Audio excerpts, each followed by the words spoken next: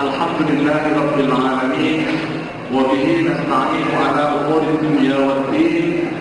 Wassalatu wassalamu ala asyrafil mursalin Sayyidina wa maulana Muhammadin wa ala alihi wa ashabihi ajma'in, amma ba'd. Yang terhormat saudara saya seagama dan seiman Mas Ardono Ahmad Jais, yang terhormat Bapak Amini, yang terhormat para hadirin dan hadirat di dalam forum yang sangat terhormat ini. Saya membutuhkan kesabaran yang luar biasa untuk membaca buku ini, sebab buku ini memang seperti dikatakan oleh Pak Kronologi tadi itu vulgar.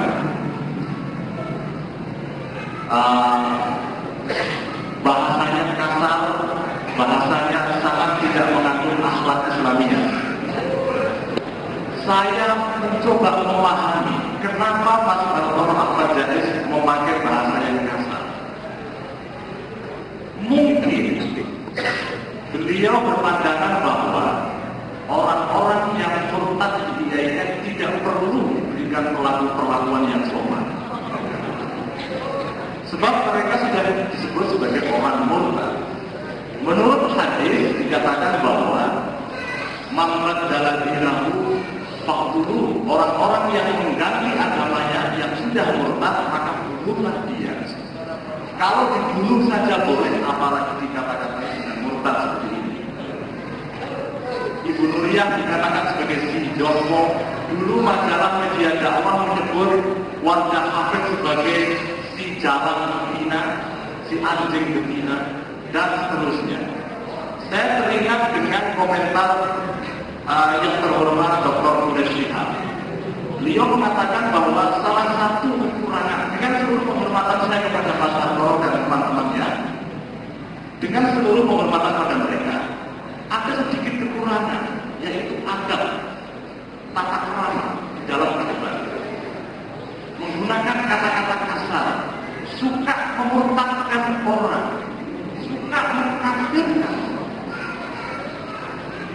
Oke, saya hormati hak dia untuk mengkafirkan, tetapi mohon diperhatikan saudara-saudara yang berhormat di sini bahwa kalau Mas Ardono menganggap bahwa orang-orang yang ini adalah menyebarkan kemurtadan, maka itu adalah pendapat dia sendiri, bukan pendapat agama Islam. Itu adalah ar-ra'yul khardi. Itu adalah sudut pandang pribadi dia, dan jangan dianggap sekali-kali sebagai pendapat Islam. Dan dari pihak Islam yang saya juga mengatakan pendapat saya ini juga bukan pendapat, belum tentu mencerminkan pendapat agama Islam. Pendapat saya pribadi.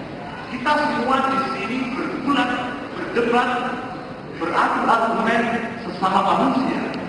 Nahnu rijal wa haula'i rijal. Na'khudhu minhum wa naruddu alaihim. Kita semua di sini adalah manusia. Memang dalam teks Arabnya itu rijal, laki-laki, karena zaman itu belum ada isu gender. Ya.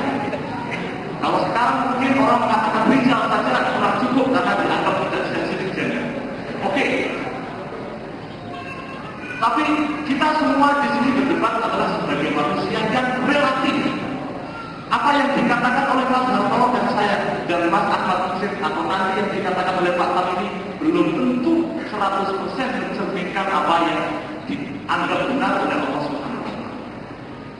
Ini pendapat yang saya ambil. Jadi jangan sekali-kali para kaum muslimin rahimahullah jangan sekali-kali menganggap buku ini adalah mutlak benar. Apalagi buku ini mengandung hal-hal yang tidak sesuai dengan adab Islam. Adab berhiwar, etika untuk berdialog dalam Islam. Imam Suyuti mengarang buku, dan saya kira ulama yang lain banyak sekali mengarang buku tentang adab berhiwar, adab bermunazarah. Yang salah satunya adalah tidak boleh kita menggunakan kata-kata seperti ini. Ini bukan bagian dari adab Islam. Tapi sayangnya sedikit saya, adab ini tidak dipakai oleh ulama. Mungkin saya mencermati, mungkin karena mereka menganggap kita semua ini, saya, Muslim dan teman-teman ya ini Harun Nasution dan orang-orang yang disebut di sini Pak Kures Shihab, semua orang dikatakan di sini adalah mengandung kemungkinan murtad. Saya menganggap Mas Hartono ini seperti juru jaksa moral yang juga menghakimi orang lain. Itu yang pertama, karena yang kedua, di dalam sejarah Islam ada dua kelompok yang menimbulkan kerusakan pada Islam. Yang pertama adalah, jadi kalau kita refer di dalam sejarah penulisan hadis, orang-orang yang banyak menimbulkan kerusakan pada Islam, salah satunya adalah Al-Qasqasi, orang-orang juru kisah yang dulunya banyak disebut sebagai sumber hadis-hadis yang maudhu. Kalau Anda akan pelajari buku tentang tadbir sunnah, salah satu sumber hadis maudhu adalah orang-orang yang biasanya suka berkisah. Dia tujuannya baik, pengen supaya orang Islam ini kembali pada agama, lalu menciptakan kisah-kisah yang membuat orang sedih, seperti yang dimuat di dalam majalah Hidayah, majalah Kisah, yang mengandung cerita-cerita mistik, bagaimana supaya orang itu tertarik kepada Islam. Tapi diciptakan hadis-hadis. Itu versi modernnya adalah ya juru dakwah yang suka mengarang-arang, suka apa itu membuat tafsiran-tafsiran tentang Islam yang dengan modal yang sederhana kemudian dipaksa-paksakan. Yang kedua, salah satu kelompok yang berbahaya yang menimbulkan kerusakan buat Islam adalah orang yang disebut sebagai Hasyimiyun.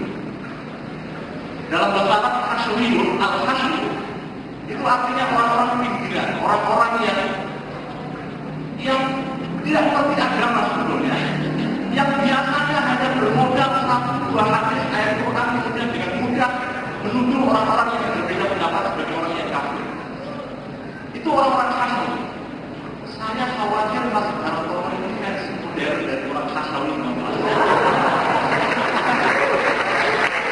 Lihat dunia ini, semuanya kutipan Quran dan hadis itu ciri khas orang-orang dari biasa.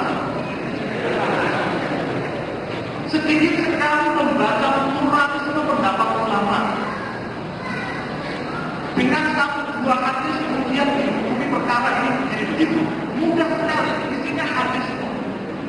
Hanya terakhir kutipan dari Indonesia yang panjang sekali, yang beberapa beda tidak relevan dengan apa yang dia tulis di sini. Ada kutipan dari Indonesia. Nah, kesimpulan saya adalah saya menganggap bahwa salah satu cara berpikir orang-orang seperti Mas Hartono ini adalah kalau ada sebuah ayat atau sebuah hadis mengatakan apakah dengan serta-merta hadis itu bisa dipakai untuk menjustifikasi sebuah perkara. Saya ambil contoh misalnya makalah dia hari ini hadis tentang masalah ini ala hududillahi wal waqi fiha ila akhir. Apa hubungannya hadis ini dengan pemurtadan ini? Di mana? Hadis itu adalah seperti karet, bisa diseret kiri kanan tergantung bagaimana pendapat orang. Hadis ini di mana? Apakah Mas Hartono itu menyebut dirinya sebagai al-qaim ala wujudillah? Apakah Anda mengaku sebagai orang yang satu-satunya al-qaim ala wujudillah dan orang-orang kayak ini